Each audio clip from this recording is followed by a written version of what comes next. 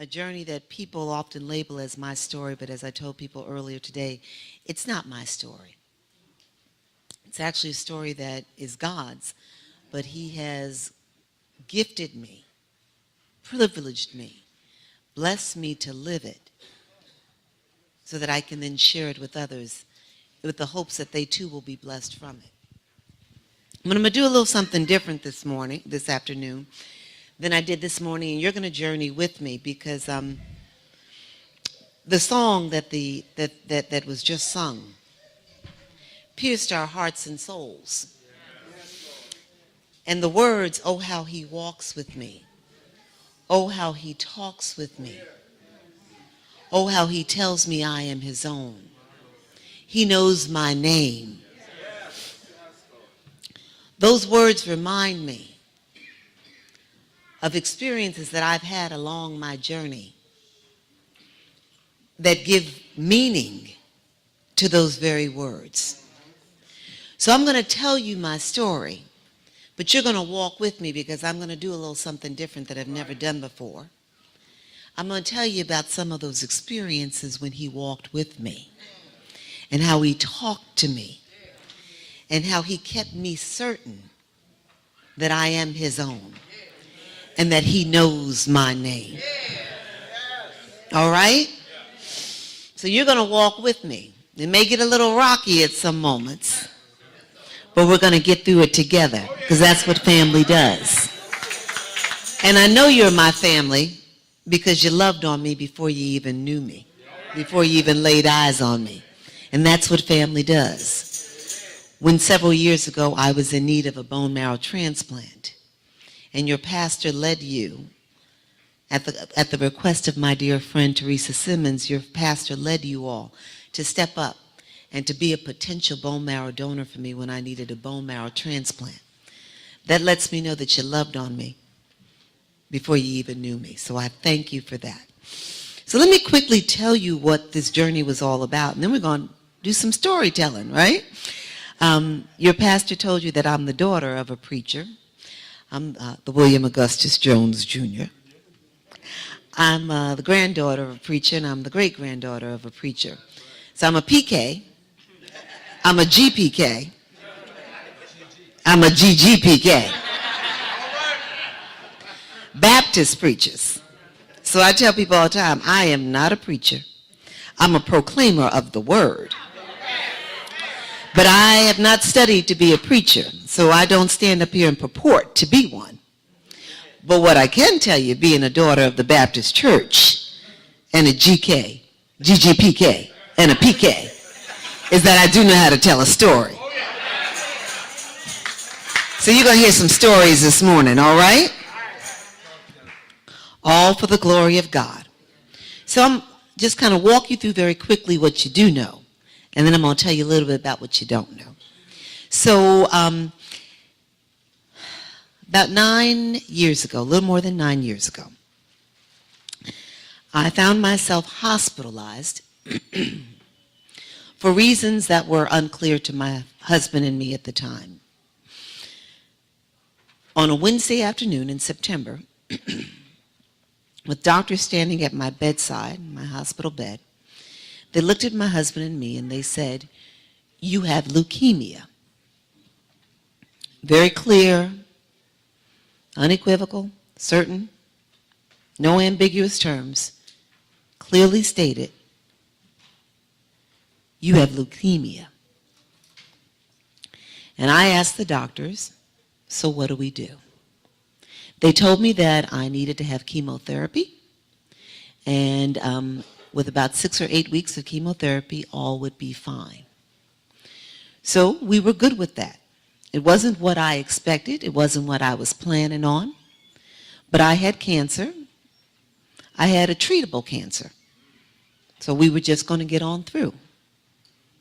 No reason to sit there and fret and play a woe is me game. We just had to get on through. That wasn't going to do any good for me. The backdrop to that is that I'd been feeling fine. Just days before, I had my first sign that something was wrong. Friday morning, I woke up with a fever. a flu-like fever. And I took some Tylenol, believing that's what it was. Kept popping that Tylenol, trying to press through the day. Fever would subside for a little while, and then it would come back. Went to work, came home, got in bed, kept waking up, soaking wet, changing my PJs. Saturday morning came, no change in the fever. So now I go to the hospital. The doctors look at me. They triage me. They don't give me any tests. They don't check my blood. And as I told people earlier, if ever you've got something bothering you and you've got a fever and it's unexplainable, you make sure they test your blood. You make sure, if you remember nothing else, if you don't know what's going on, and you have a fever, because fever is essentially is the blood's way of fighting something, you make sure they test your blood. They didn't test my blood. They told me I had a virus, told me to go home and sleep it off. And that was a Saturday. 2 days later, I wake up, and now I'm blind. I can't see. That's when we realize it's not a fever, just a flu-like fever. It's not a virus. It's something more. I go to my doctor the next day. She says she can't do anything for me. The very next day, I'm receiving a battery of tests while in the hospital in the ER because an ambulance took me to the ER from the doctor's office. And on a Wednesday, they come and they tell me that I have leukemia. And by that Friday, the cancer has now entered my lungs, and my lungs have shut down. I can no longer breathe on my own. The doctors put me in a coma, and they say that I'm going to die. They tell my husband I'm going to die that weekend. So just a week after first feeling ill with a fever, I'm now at death's door. The doctors have given me a 99% chance of death. My husband does what men of God, the prayerful and the faithful do. He prays. And he gets my sisters and my brother and my mother enlisted as prayer warriors too, and they pray. And they call on the church, our church family. And the church family gathers and they pray. And then churches across New York City begin learning that I was in trouble. And they began praying. And I'm told that a call went out across this nation, something along the lines of Bill Jones's daughter is in trouble and she needs your prayers. And churches across this nation, filled with our people, began praying for me. The doctors in the hospital prayed too. They prayed. And then they also gave me chemotherapy, all the while believing I might not make it. They'd given me a 99% chance of death. But they prayed and they went to work. And lo and behold, I came on through.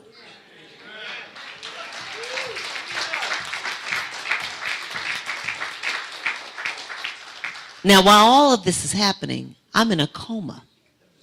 The doctors have put me in a coma, believing I'm going to die, perhaps not wanting me to suffer and know it. They put me in a coma. I'm in a coma for 10 days. And when I come out of that coma, the doctors tell my family, you've got to bring her current. You've got to let her know what she's been going through. So I come out of my coma, and my older sister is there with me. And she says to me, happy birthday. I'd had a birthday while I was in a coma. And she says, look around the room. Look at all the balloons, the cards. She started showing me journals where people had written to me while I was in a coma. And she's all excited. And I say to her, you know this isn't about me. And she says, no, no, no, it is. These people have come to see about you. They've been praying for you. They've been lifting you up. The balloons, the cards, the journals, they're all for you. And I say to her, no, this is bigger than me. Coming out of my coma, I say to her, this is bigger than me. Somehow I knew. You hear me, Reverend Maxwell? somehow I knew that if God was allowing me to suffer, there must have been a reason, a purpose bigger than me.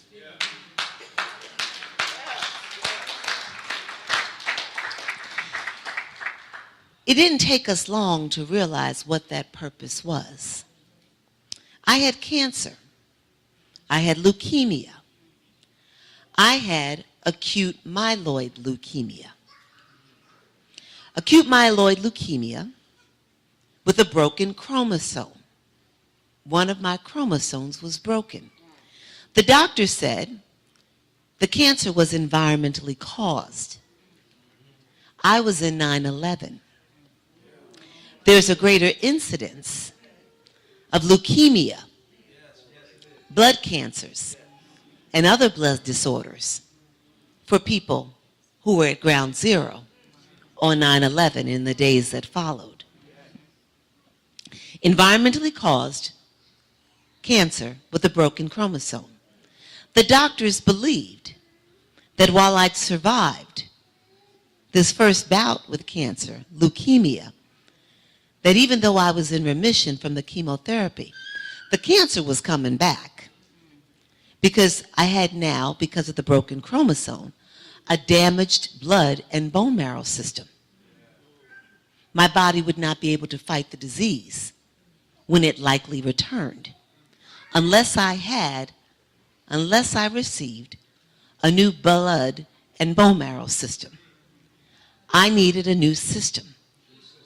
I needed a bone marrow transplant. I needed someone with good blood and bone marrow to give me some of theirs so I could survive cancer. It was bigger than me. I needed somebody to step forward. The doctor said that I needed someone of similar genetic typing, and that I would most likely find a donor, that's someone from the African American community, because I needed someone of the similar genetic typing. That translates into someone of the same race and ethnicity. I'm African American. They said I would likely find a match with another African American. So they thought I was good to go because I have 3 siblings and we share the same mother and the same father. Surely we have not just similar, but the same genetic typing. So the doctors say, okay, we're going to test them. We'll see if they're a match. They should be a match. And you'll get this transplant and you'll get on through cancer. My siblings step forward. They're tested. They wind up not matching me. They actually matched each other. I'm the youngest of 4 kids. They used to tease me and say, you're the adopted one. And if I was adopted, that's all good because I got as much love as they did. I look a lot like my daddy, so I didn't believe him, but I was starting to wonder when I didn't match them. They matched each other and they didn't match me. But that was okay because the doctors told us that there's a registry, a bone marrow registry, where people have come forward over time to be considered as a transplant donor for somebody in need of a transplant for blood cancer or sickle cell anemia. Doctors told us there were 8 million people in the registry, 8 million people. So we're thinking, yeah, there's going to be a match in that registry for me. I'll be good to go. They comb the registry, and they learn that there's not one donor in that registry for me. My husband, who was walking with me every step of the way, and when I say he was walking with me every step of the way, we have 2 children. At the time, they were 12 and 7. I was in the hospital the first go-round for 40 days, my wilderness of sorts.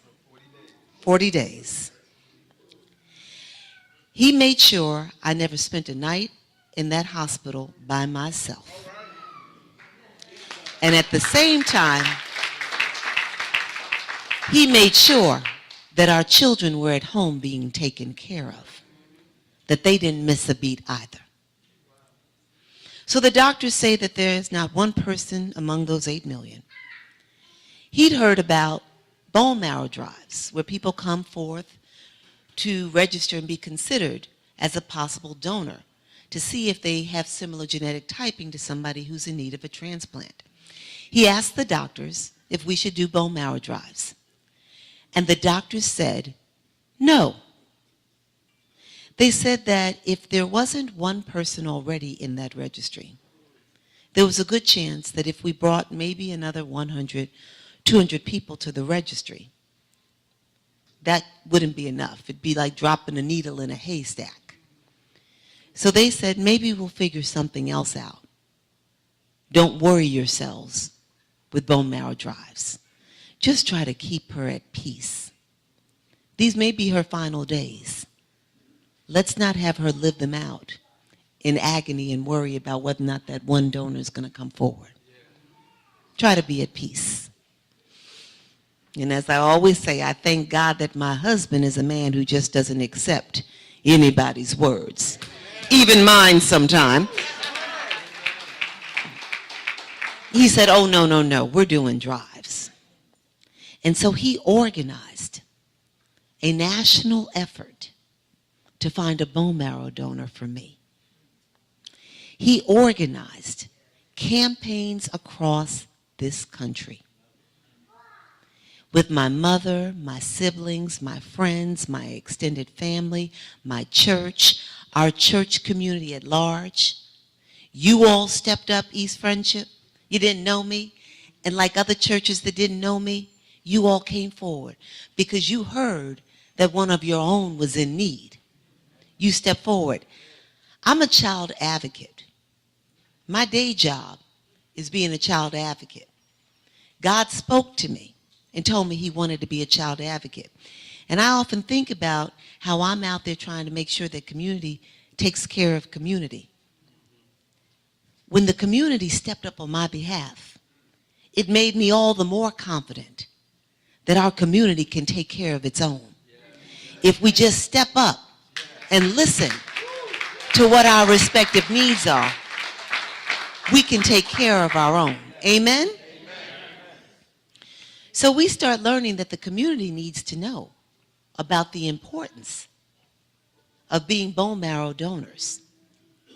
The reason we couldn't find a donor in that registry was because there are not enough of us in it.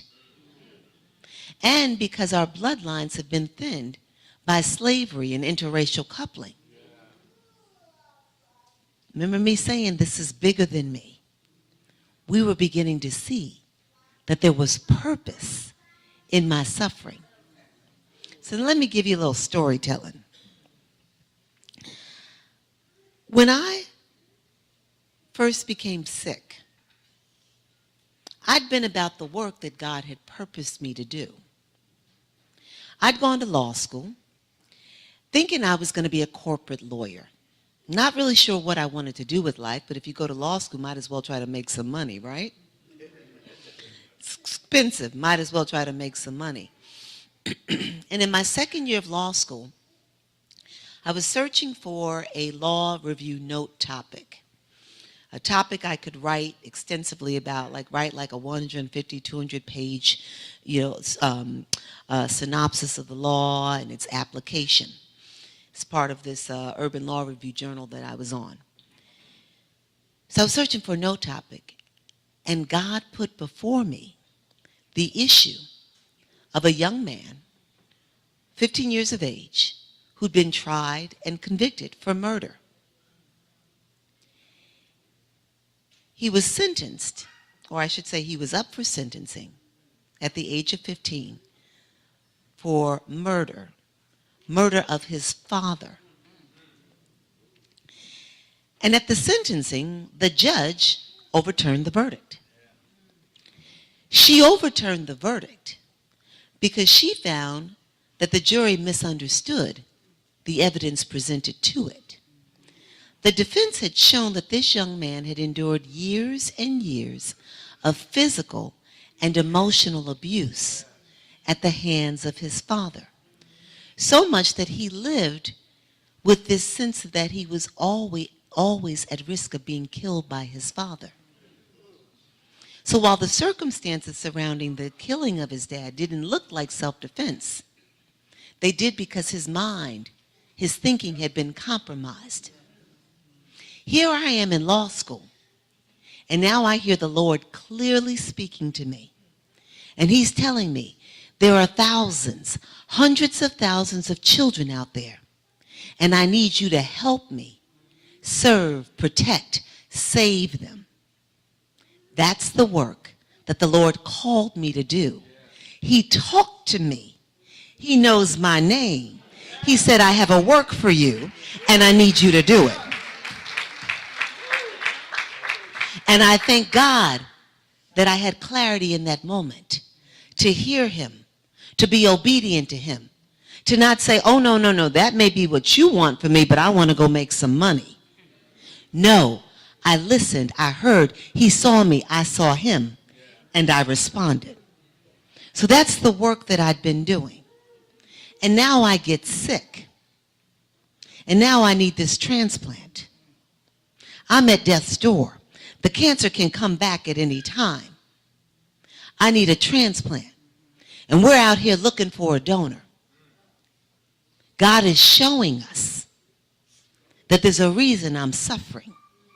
Because we've got to help raise awareness about how the black community can help its own. There are many people out there like me who need a donor. And if we just step up, we can be of help to one another. So I'm finding purpose in this suffering. I know God has not left me, but I'm struggling. The thing I struggled with most, as the doctors are telling me that the cancer will likely return and take me out if I don't get this transplant, is not that I'm going to die, because I believe that there is life after death. Right? I'm one of those Christians who believe that if you suffer with him, you shall reign with him. You know, many Christians, I'm just going to be honest with you, many Christians get it wrong. We think, many of us, that if we accept the Lord as our Savior, there will be no more suffering. But in this season of Lent, what do we know? Christ suffered. And to be Christ-like may mean we're going to have to suffer sometime. There's purpose in suffering. So honestly, I'm not really worried about dying. But what I am concerned about is leaving my 2 children behind. They were just 12 and 7 at the time. And while I learned very early on in my journey when God spoke to me, after I'd come out of the hospital my first go round and sat up in a church and heard a guest preacher say, why are you worried about your children and thinking you got to raise your children? God has been in the business of raising children since the beginning of time. That preacher was letting me know if I died, they'd be all right. But still I was worried. And what I was worried about was not whether God had them. I wasn't worried about whether my husband had them, because God had shown me that I had a man who was going to raise our children just as we would have done together had I not been here. What I was most worried about was this 12-year-old and this 7-year-old losing their mother and being angry with God. Losing their mother long before they'd come to know him for themselves. And that bothered me more than anything. The thought that my children might not get to know God in the way that I wanted them to, in the way they needed to because they'd be so mad. They'd push him away. Well, I'm going to tell you, God knows his child. He knows my name. He saw me. He knew my greatest fear. And so one day, in the midst of this battle, not knowing whether I'm going to live or die, whether I'm going to get the donor that I need, he made sure that my children would be good. And let me tell you how he did it. Are you with me? Yes. So I come out of the hospital after that first round. I'm in remission. Doctors say that the cancer is likely to return. I need a donor. They're going to give me some chemotherapy to keep the cancer at bay in the hopes that we can find this transplant donor. So I've been out of the hospital for about a week. I've got to go back for my first round of consolidation chemotherapy on a Sunday morning. The Saturday morning before, the house wakes up, my husband, my daughter, me, to my son. He's crying, hysterically, frantically crying. He had a pet goldfish, and he woke up to that goldfish having died. He desperately wanted a goldfish. He wanted a pet with some hair, but my husband's allergic to cats and dogs, so he wasn't getting that. And just the week before, when I'd come home from the hospital, he'd gone to school, and he'd gotten a goldfish in a contest. He brought that goldfish home, and for the week that that goldfish lived, that little boy, he fed that goldfish every day. Every time I turned around, he was changing its water. We were concerned he was going to take it out and try to pet it up and down. He loved that goldfish, and he loved on that goldfish. Well, that goldfish died right before I had to go back to the hospital. I went into his room, and he was sobbing unconsolably. I put my arms around him, and I held him close. And then I pulled him down to the floor with me. And I looked at him, and I said these words I believe that God gave to me just for that moment. I said, Channing. His name is Channing. I said, I believe God gives us life, including goldfish, to help fulfill his purposes. And when we fulfilled his purposes, he calls us home. Not a second before, not a moment later.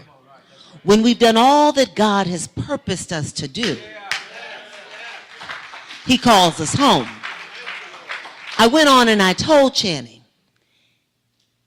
it's not that you fed that goldfish too much or you didn't feed it enough. It's not that you changed its water too much or you didn't change it enough. That goldfish had a purpose, and it fulfilled its purpose. And so God has called it home. Can I tell you, that little boy, at bedtime, at mealtime, whenever, wherever, he would pray, dear Lord, please don't take mommy. But if you do, we know it's because she's fulfilled her purpose. And I still thank God for helping me, giving me the words to explain death, to explain life and purpose to a little boy who, by the doctor's accounts, was very close to death. Amen? Amen. Amen. So, I need this transplant. And I'm going in and out of the hospital to get chemotherapy while we're awaiting this transplant. And on one occasion, I need a transfusion. And before they can give me the transfusion, they have to test to make sure that my port, which carries the blood and all other things, treatments through my system, they have to make sure it's clear. They do an x-ray. And they see a cavity, a hole in my lungs. And now they think that I have tuberculosis. So rather than just giving me the treatment and letting me be on my way, they decide to quarantine me. I'm telling them, that cavity has been there, that hole has been there. I don't have tuberculosis, but now they've quarantined me. I'm in isolation. I can't see or be seen by anybody. I'm going mad in isolation. And one night at about 2 a.m. in the morning, this nurse comes in to check my vitals. And she's covered in, head to toe in a mask. She starts talking to me as she checks my vitals, and she says, "So tell me what's going on with you." I tell her I have leukemia. I tell her that they're keeping me in isolation because they've misdiagnosed me thinking I might have tuberculosis. I'm telling her I'm losing my mind. And she says to me, "Wow, you're so special." Does that sound like I'm special? I look at her, I'm like, "Special?" She says, "Special because he chose you. God chose you." I said, "Chose me?" She said, "He chose you because he believes you can handle this."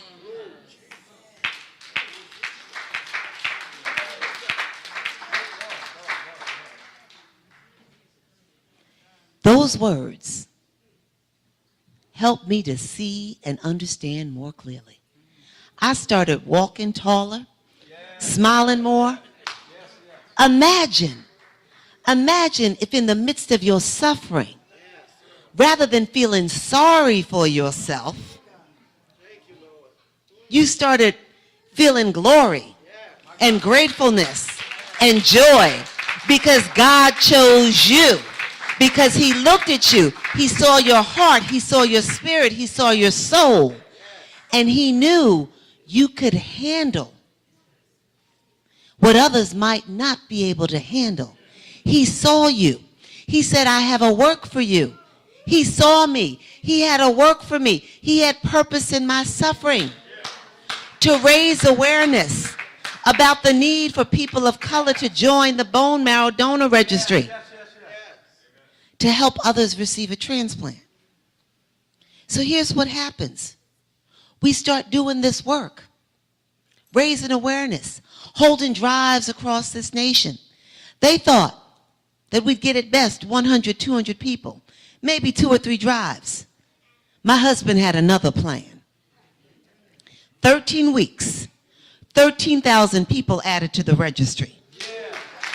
Largest number of people of African descent ever added by one person, one family's effort. Largest number of African Americans ever added in 1 year. Purpose in my suffering. God had a plan. All we had to do was walk in it. All we had to do was trust him and believe and walk in his plan. We start learning that other people who are in need of a transplant are finding matches. People who've come forward to be a donor for me are now making themselves available because they match with somebody else. To date, more than 70 people have received transplants because of the people who came forward to be a donor for me. God be praised. Purpose in my suffering. Purpose. But here's what happened. I didn't get a transplant. Not from those people who came forward. I didn't get a transplant from them. Not one of them matched me. But that's because God had something else just for me. And what I want you to hear right now is, hold on to this. We did the work. My husband led the effort. You all did the work to find a bone marrow transplant donor for me. But we didn't benefit from that work directly. Other people did. Now, some people get salty about that, right? What you mean we're doing the work and we're not being blessed by it? But we were. We were being blessed. And we were seeing the joy. My children were seeing that if mommy died, she lived her purpose. How powerful for them to be able to see that something good was coming of my situation. That's so powerful. But what I also want you to hear is, I didn't get that transplant, but I did get a transplant. And that's because God had something else just for me. And it's important for you to hear that, because very often what happens, especially Christians, we're in need of a blessing. We're in need of healing. We're in need of a new job. We're in need of, a new life partner, right? We're in need of something. And we see other people all around us getting blessed. And we get salty. We're like, why is that person getting my blessing? That person got a new house, and that house should be mine, right? That person got a new boyfriend. I need a new boyfriend. That person's kid just got a scholarship, and I didn't get a scholarship. And we're looking at somebody else's blessing and getting angry. Maybe we need to pause and appreciate that what God has for you is just for you. What he has for somebody else is for them. Right? God had something else just for me. All I had to do was trust him and trust the process. Now let me tell you how he was talking to me. So we learn, this is okay. We learn I'm going to get a transplant. I'm going to get a stem cell transplant. Now this is back in 2010. Do you remember how people used to talk about stem cell transplant and like the controversy surrounding it and whether or not that was appropriate, whether or not that was legitimate? When my husband was out there with our family and friends, Reverend Maxwell and others, trying to find me a donor, we even had people of God say, well, if it's the Lord's will, she's going to live. If not, we don't need to do this. We don't need to do these donor drives. God will have the last word. God wants you to work. Never forget that. God puts his angels on earth to help work with him, right? There's a reason we're here. If he didn't need us to help him, we wouldn't be here. Right? So I'm hearing and knowing all of this, and the doctors tell me I'm going to get a stem cell transplant. But now all I want to do is be obedient with God. Because the last thing I want is to step off course. And especially if I'm at death's door. This is not the time to step off course, right? This is not the time. So I am praying, Lord, if this stem cell transplant is what you have for me, please give me a sign. Give me a sign. Can I tell you, one day I'm walking down the street on the way to the doctor's office to go through some tests, to the hospital, to go through some tests to see if I am physically, mentally, emotional, able to withstand this transplant. Because it's going to take its toll on my body. 50% of the people who get a transplant actually die within the first 2 years. So you may come through cancer, but you might die from the transplant. And I'm walking down the street, and I'm praying to God as I walk. And I come to a light, and I stop at the light. And as I'm waiting for the light, there's a person on the other side of the street. We're about to cross each other. And all of a sudden, I become fixated on the bag that this person is carrying. And I can't, move my eyes from this bag. It's this odd-shaped bag. Started thinking maybe it's a pet carrier. It wasn't. I was thinking maybe it's like a messenger bag. People are always moving through the streets of New York City with messenger bags with papers in them. And I can't really make it out, but I won't stop looking at this bag. The light changes, and we start passing each other. And as we pass, I look and I see that the bag reads, National Marrow Donor Program. That was the Lord saying to me in this moment, oh, I got something for you. That transplant is yours.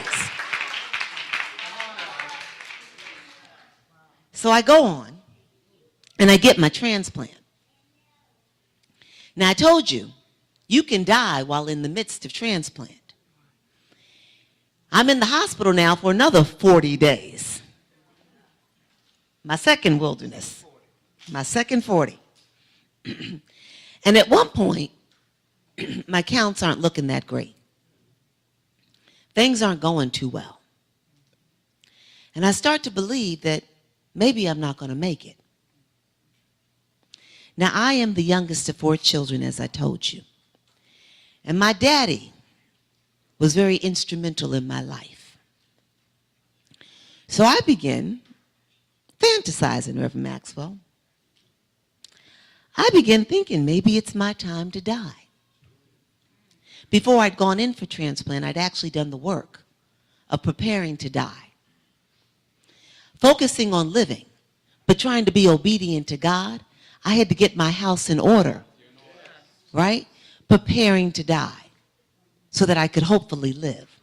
So now I'm in the hospital, and the transplant, we're having some problems. I start fantasizing about dying and going to be with the Lord and hanging out with my daddy in heaven. And I guess I'm openly fantasizing about it and talking a little bit about it. And so my family sees this. And they call the psychiatrist in to see me. And she talks to me, and she prescribes some medication. One of the medications, she prescribed 2. One is to deal with what they may have thought was hallucinations or whatever. And the other one was to help me sleep. I refused the first medication, but I took the sleeping medication. And that's when God came and spent some time with me. So I'm in my sleep. And in my sleep, now I've had the transplant. You with me? I'm in my sleep. And I get dropped from the sky in an egg. A big old egg, like one of those like spaceship eggs. And it cracks. And so I step up and I step out and I start peering through the crack, trying to figure out where I am. And it's this big expansive field. And I don't know where I am. So I start walking around in the egg, pacing, trying to figure out what's going on. And then all of a sudden I hear this sound. So I go back and I look through the crack again. And way off in the distance, I see these figures. I don't know what they are, but I hear this kind of sweet sound. I'm trying to make it out. And then I realize these figures, some are of different sizes, but they all have these big things on the tops of their heads. And something feels really familiar to me about these figures. So I decide to climb on out of that egg. I climb out of the egg and I start running through this field. And as I get closer to these figures, I realize they're church ladies. And they've got big hats on. So I get close to them and I start catching up. And all of a sudden I realize there's some women from my home church. And I'm happy to see them. And I'm just moving along with them. And then out of nowhere comes this trolley, like a Harry Potter-like scene. This trolley just comes around. And now as I'm walking with the church ladies, the trolley's moving aside, alongside me. And I turn and I look, and I see this person on the trolley. And I realize it's my daddy. So I look over at him, I say, "Daddy, Daddy!" He won't look at me. I holler again, "Daddy, Daddy!" He won't look my way. And then I get mad. I say, "Daddy, you hear me? Why won't you look at me?" And then I wake up. And then I realize that Daddy was sent to me in my dream by the Lord to let me know it's not your time. It's not your time. The Lord sent the one person who never, ever denied me, who always was available to me. As a little girl in the church, they would tell that I'd go knock on his door and they'd say, Daddy's getting ready for service. And Daddy would say, is that Jenny out there? She can come on in.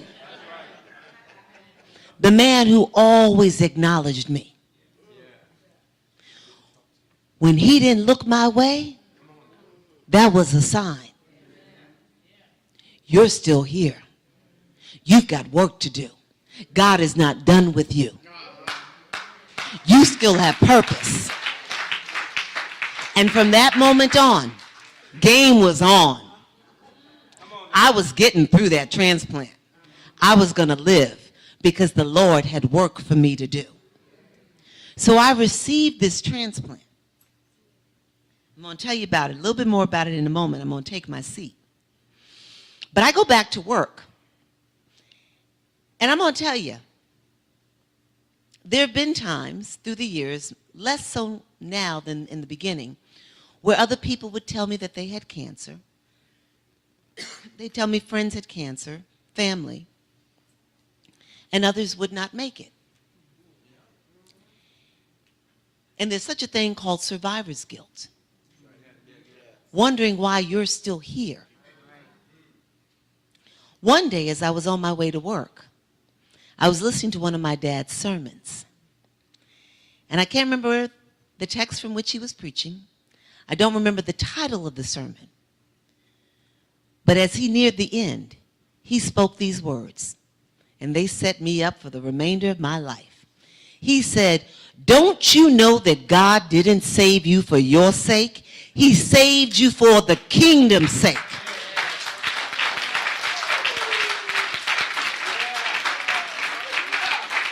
And that's when I was all the more certain that as long as I'm here, I'm living on purpose for the kingdom's sake. When I've done all that God has purposed me to do, he shall call me home, and not a moment before. So the last thing that I'll leave you with, it's a story about the actual transplant and how it ties my whole life together. What we have to appreciate sometimes is God doesn't just see us on a given day. He's seen us. He sees us. He knows our name from the moment he's created us and even before. He knows what he has in store for us. When he allows us to suffer and go through something, it's for a reason, it's for a purpose. I told you that when I was in law school, the Lord said, I need you to work on behalf of my vulnerable children.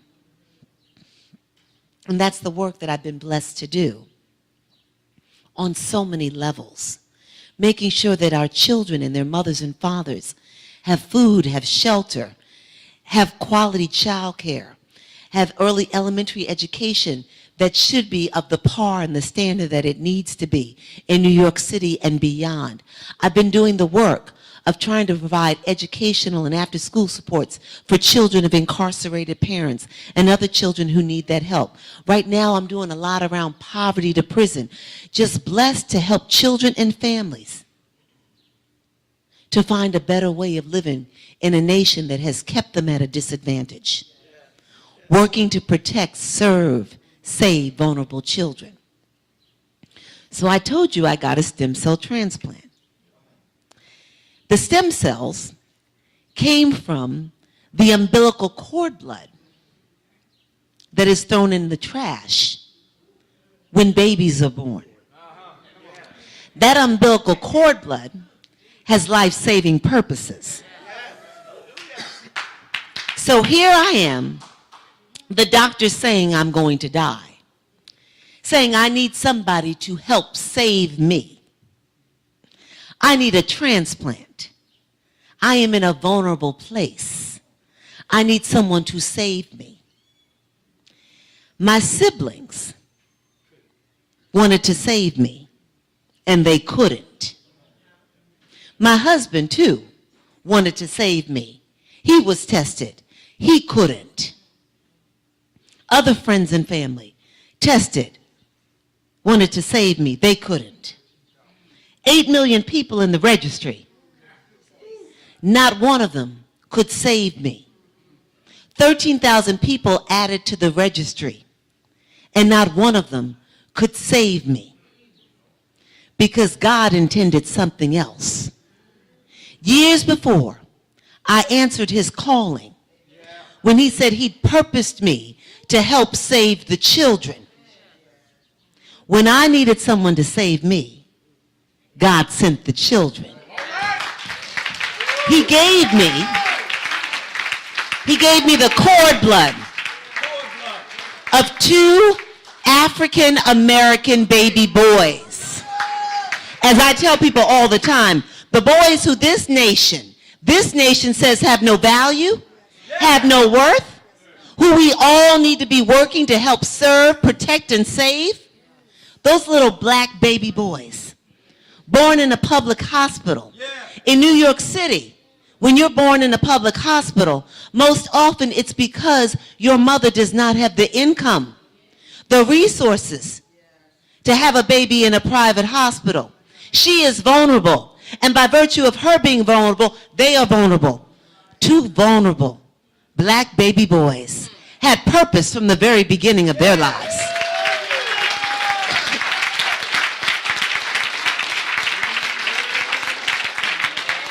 I put my trust in God long before I knew what he would do for me. When he asked me to serve him, I thank God that my mind was clear and that I did that. And he showed me. He showed me time and time again the rewards that come from serving. But that has got to be the most awesome affirmation. Am I wrong? Trust God. Trust God. When you're going through something, know that he has you, that he sees you, that he knows your name. He's holding on. He's not letting go. Trust him. Trust and believe, and trust the process. God bless you.